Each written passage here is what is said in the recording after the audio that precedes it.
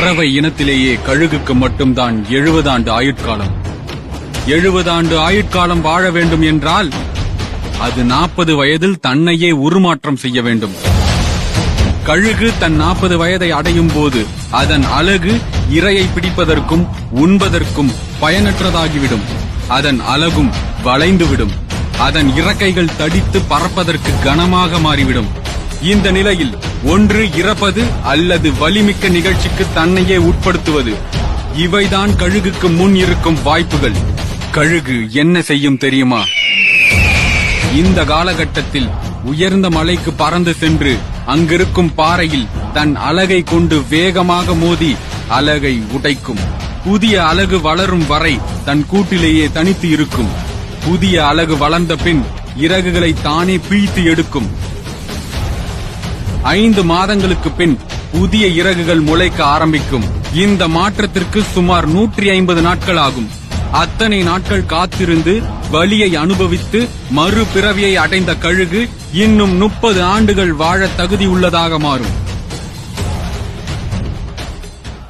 வாழ்க்கையில் இதுதான் கடைசி என்று நினைப்போம்.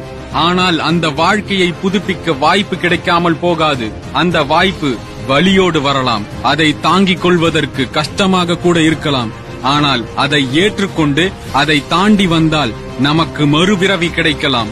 அதற்கு பிந்தைய வாழ்க்கை மகிழ்ச்சி மிக்கதாக மாறிவிடும். தோல்விகள் நம்மை அழிக்க முடியாது. வேதனைகள் நம் வாழ்வில் நிலைக்க முடியாது. சாதிக்க வழிகளை தாங்கிக் கொள்ளுங்கள். போதிக்கும் பாடங்களாய் உங்களை நீங்களே செதுக்கிக் கொள்ளுங்கள். எதிர்பார்ப்புகள் இல்லாமல் இலக்கை அடைய முடியாது. வாழ்வில் வலியை அனுபவித்தால்தான் வழியை அடைந்து இலக்கை எட்ட முடியும்.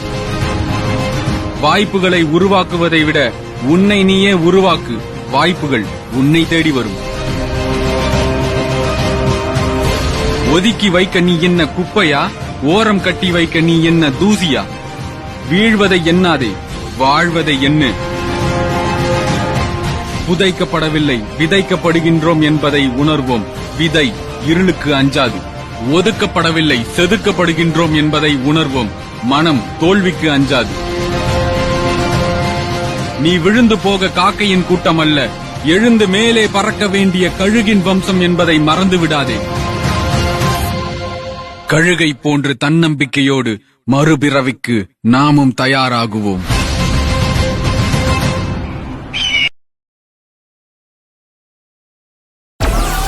Download Moj.